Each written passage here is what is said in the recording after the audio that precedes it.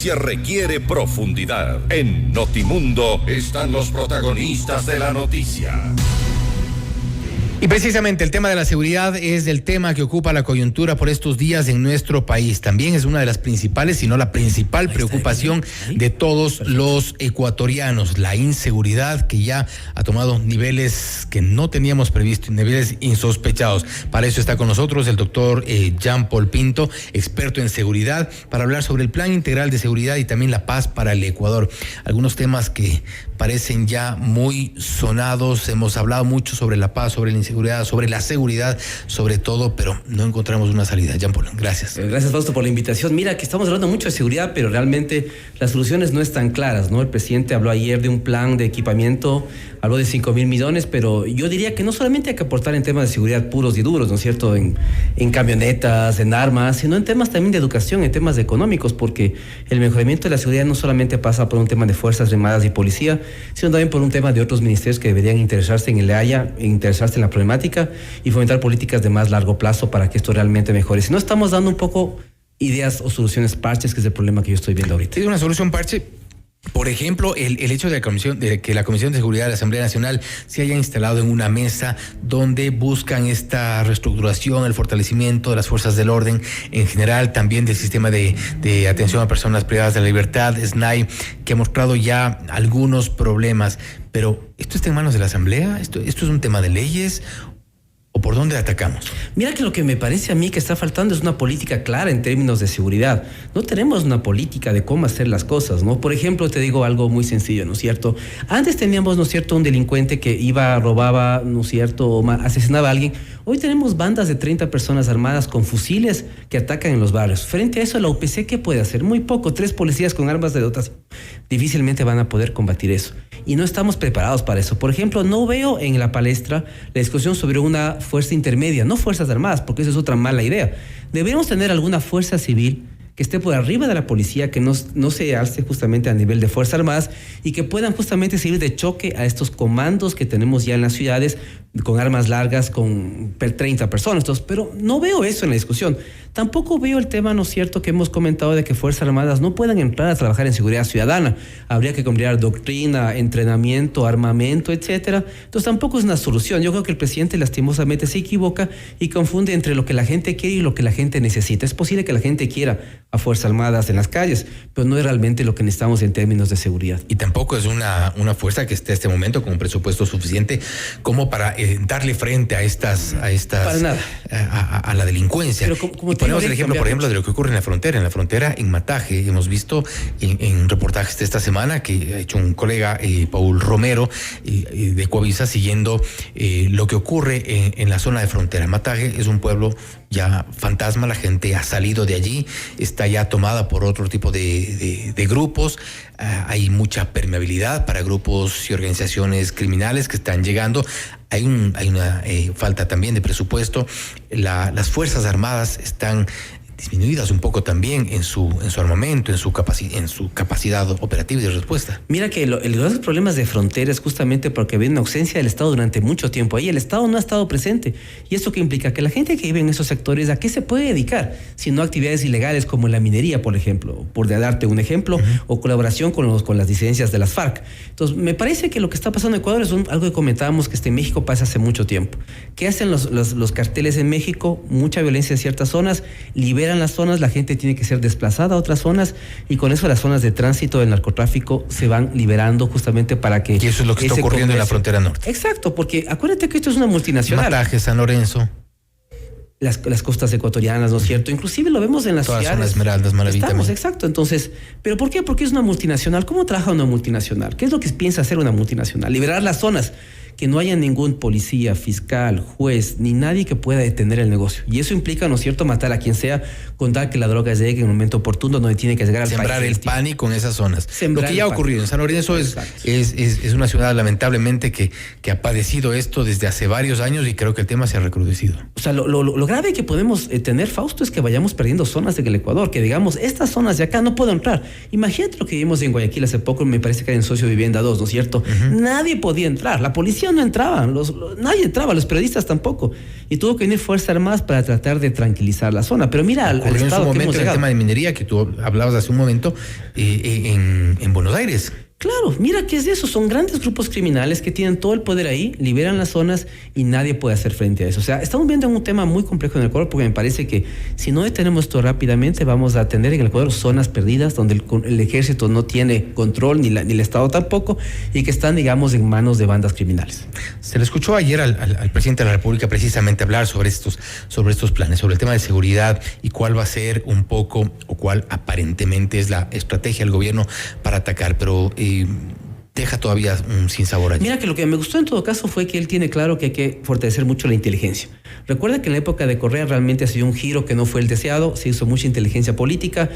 Y esto te lo digo porque hace 10 años que trabajé en el de la DGI, hicimos un mapa de riesgos, amenazas y vulnerabilidades de la seguridad. Y ayer lo revisé porque mañana comienzo una capacitación con la gente del CIES.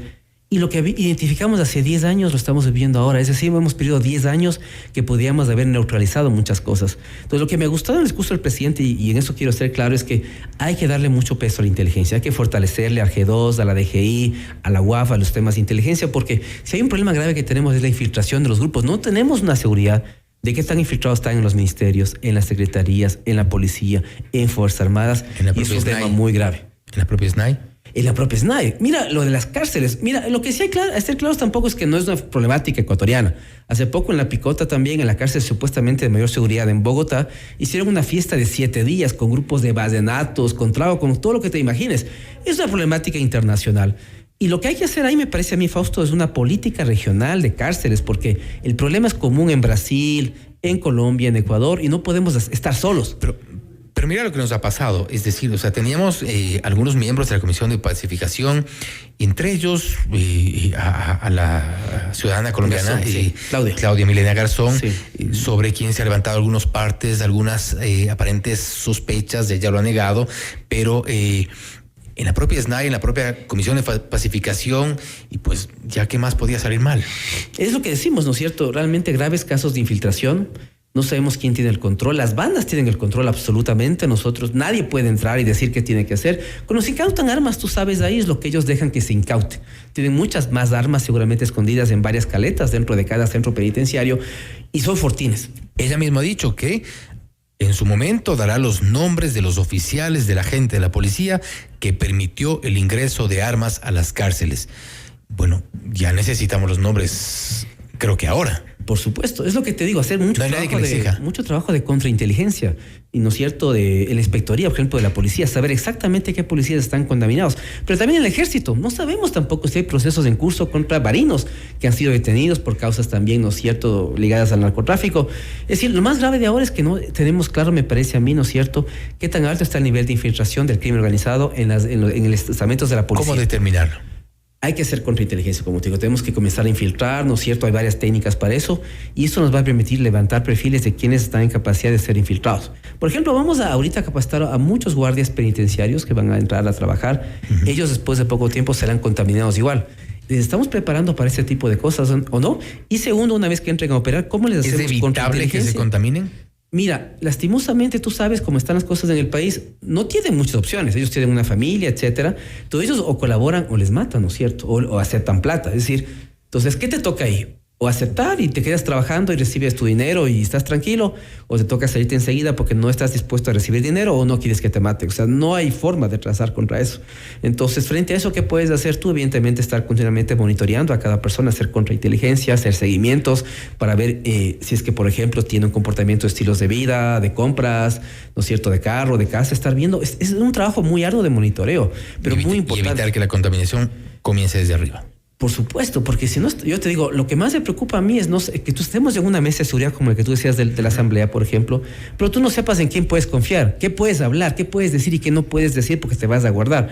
Porque no sabes si la información que estás transmitiendo no va a ser transmitida a alguna banda o algún cartel. Eso es lo más peligroso que en México pasó antes y está pasando actualmente en el Ecuador. Una de las cosas graves porque tampoco sabemos los ecuatorianos en quién confiar. El presidente anunciaba la remoción de algunos de los altos oficiales de la policía, posteriormente los ratificó en sus cargos, entonces tampoco sabemos hacia dónde van. Yo creo que lastimosamente eso da las claras que el presidente no está bien asesorado.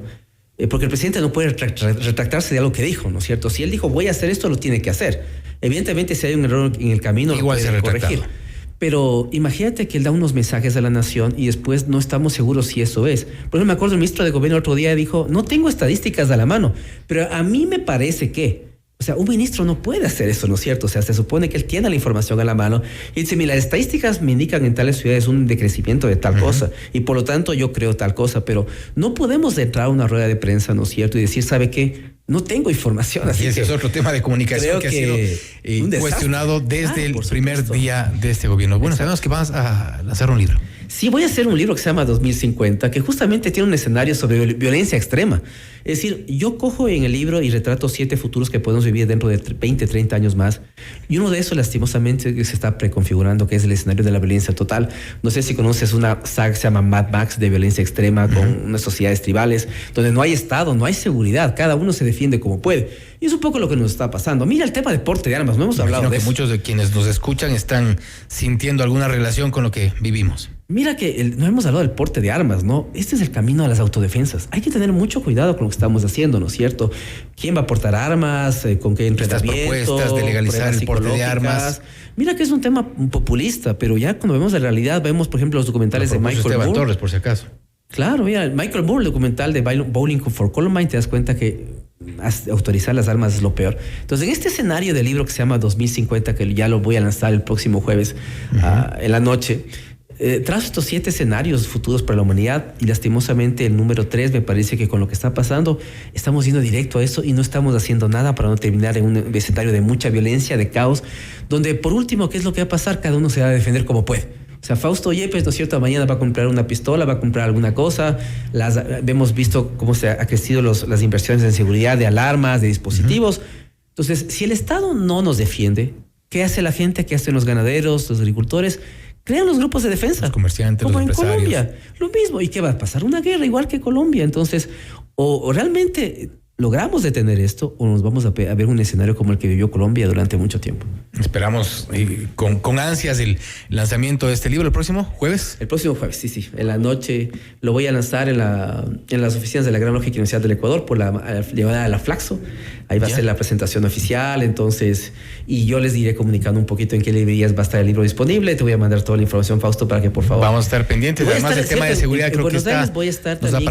En Buenos Aires voy a estar el día 25 de octubre, haciendo una charla para la Policía Federal Argentina también, contando los problemas nuestros, justamente para que no lleguen allá muy tarde, porque tú sabes que de aquí pasan allá, el tren de Aragua ya está acá como está en Chile. Los argentinos están un poquito premiados porque no están muy pegados por el tema del narcotráfico todavía, pero lo que está pasando acá también tarde o temprano va a llegar uno de ellos. Entonces, eso decíamos hace años, lamentablemente. Pero bueno, estamos pendientes del lanzamiento del libro. Ha sido el doctor Jean-Paul Pinto, experto en seguridad, hablando sobre el plan integral de seguridad propuesto por el gobierno y la paz para el Ecuador. Además, algunos de los temas que todavía nos asustan a todos los ecuatorianos. Esto es Notimundo Estelar, siempre bien informados.